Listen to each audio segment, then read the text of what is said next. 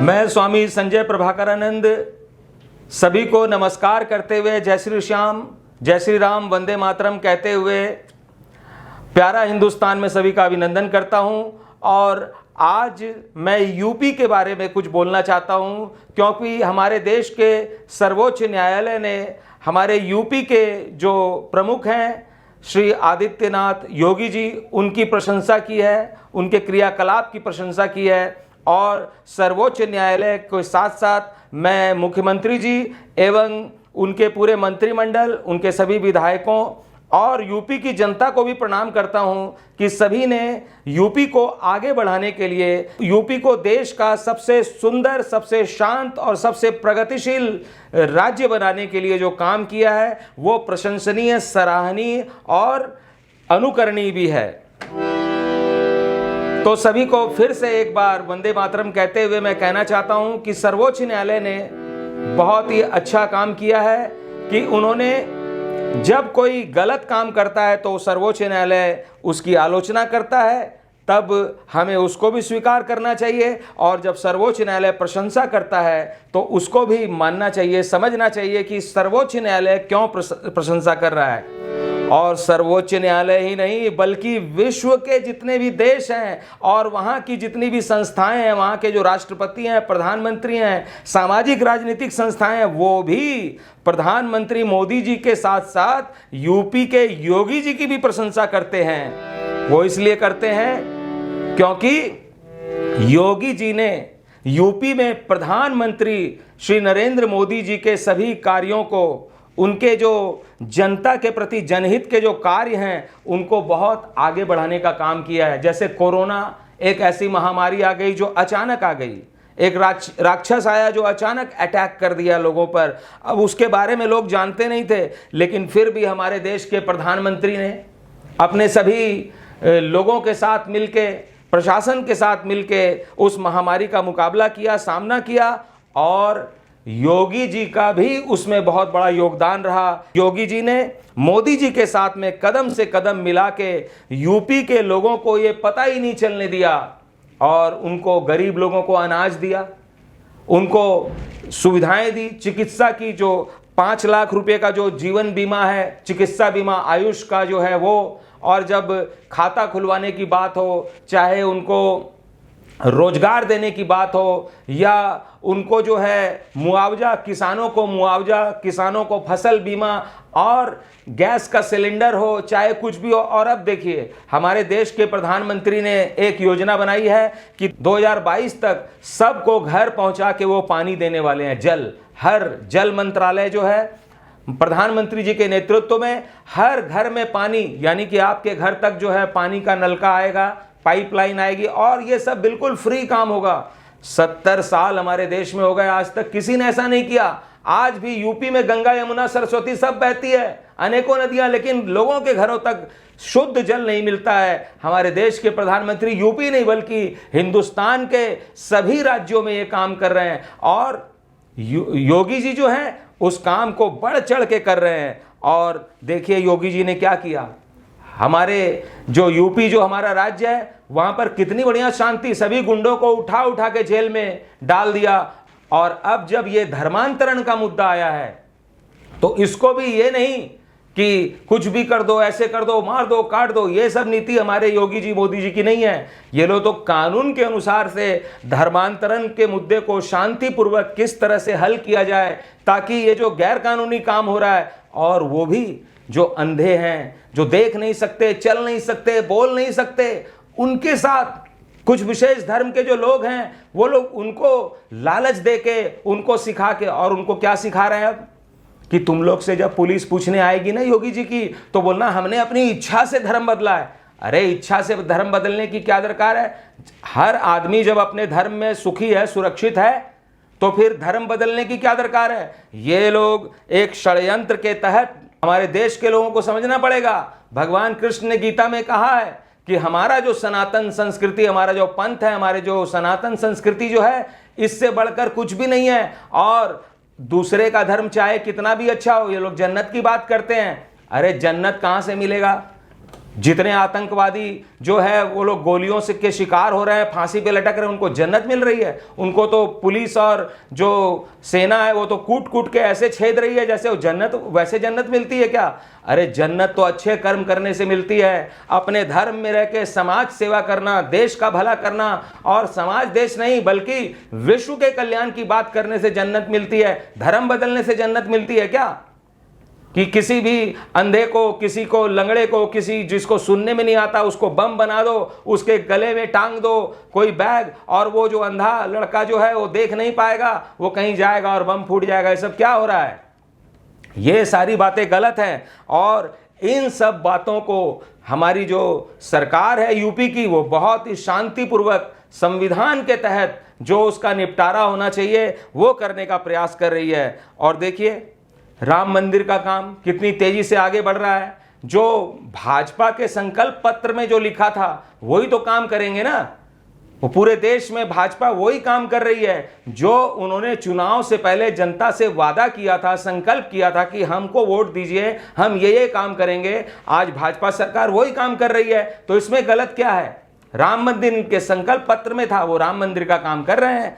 तो इस प्रकार से सब कुछ शांति से, बढ़िया से, और सबको साथ में लेके, इन्होंने बोला कि हम सबको साथ में लेके सबके विकास के, सबके विश्वास को जीतने की, तो उस तरह से कर रहे हैं। और हमारा जो विपक्ष है, हमारे देश का जो विपक्ष है, वो हर चीज में टंगड़ी अड़ाने का काम करता है। और इस प्रकार से जो हमारे यूपी के जो प्रशासक हैं श्री आदित्यनाथ जी, योगी जी, उनको मैं प्रणाम करता हूं। और जब उनसे मिलूंगा तो उनके चरण भी स्पर्श करूंगा मैं, और उनको बोलूंगा कि वाह, आपने तो कमाल कर दिया। और विपक्ष बाधा डालने का काम करता है। ये विपक्ष तब नहीं बोलता जब धर्मांतरण जबरन कराया जाता है। इनको तो धर्मांतरण होता हुआ अच्छा लगता है क्योंकि वो लोग इनको वोट देंगे।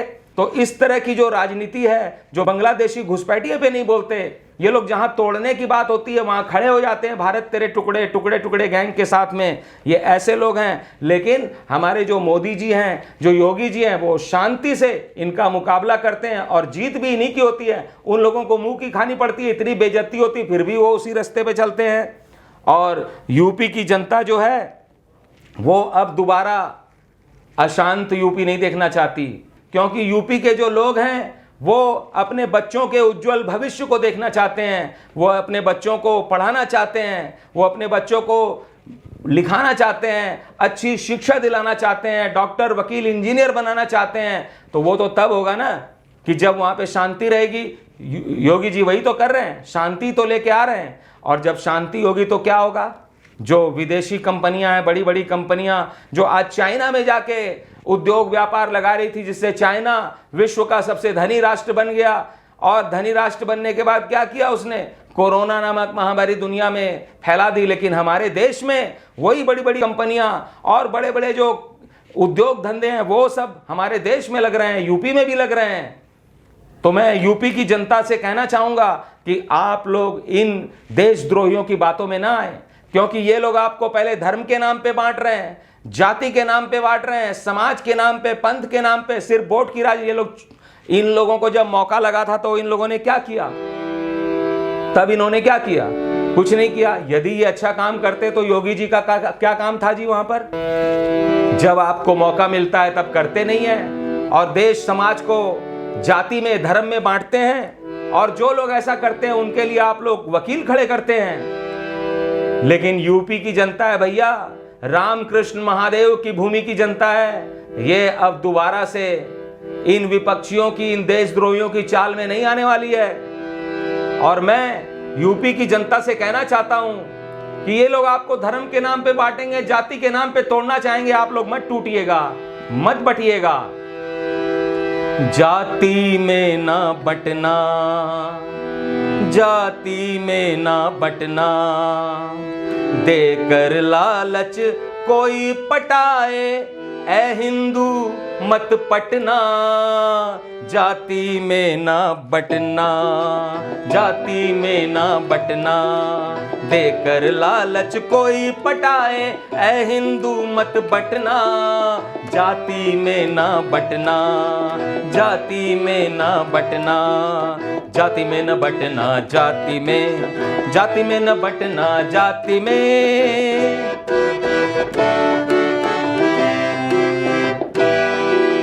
एक पिता की हम संताने भारत अपनी माता, एक जाति के हैं हम समझो क्या है अपना नाता।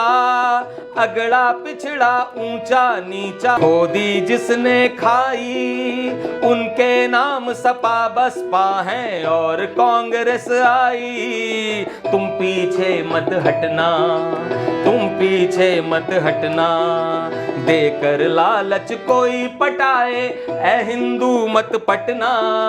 जाति में ना बटना, जाति में न बटना, जाति में न बटना, जाति में।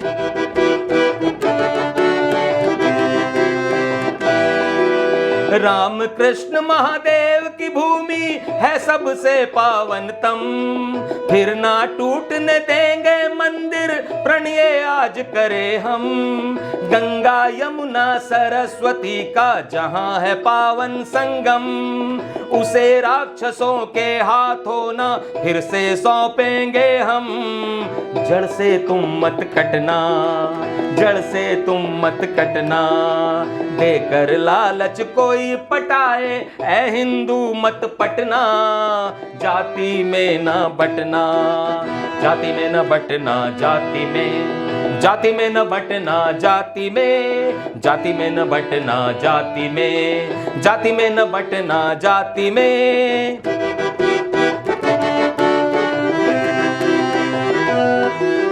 योगी मोदी लगा रहे हैं यूपी में कारखाने, अब न जाएगी यूपी परदेश में रोटी कमाने। योगी जी तो पकड़ कूट के गुंडे लगे मिटाने, लगे हैं गाने यूपी के बच्चे खुशनुमा तराने। बहुत बड़ी ये घटना, बहुत बड़ी ये घटना, जाति में न बटना, जाति में, जाति में न बटना, जाति में।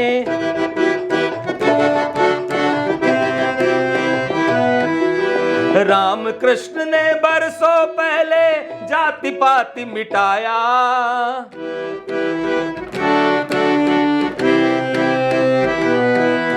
राम कृष्ण ने बरसों पहले जाति पाति मिटाया। आजादी के बाद कांग्रेसियों ने इसे बढ़ाया। राम ने तो शबरी भिलनी का जूठा खाना खाया। वाल्मीकि ने सबसे पहले भजन राम का गाया। राम नाम तुम रटना, राम नाम तुम रटना, देकर लालच कोई पटाए ऐ हिंदू मत पटना।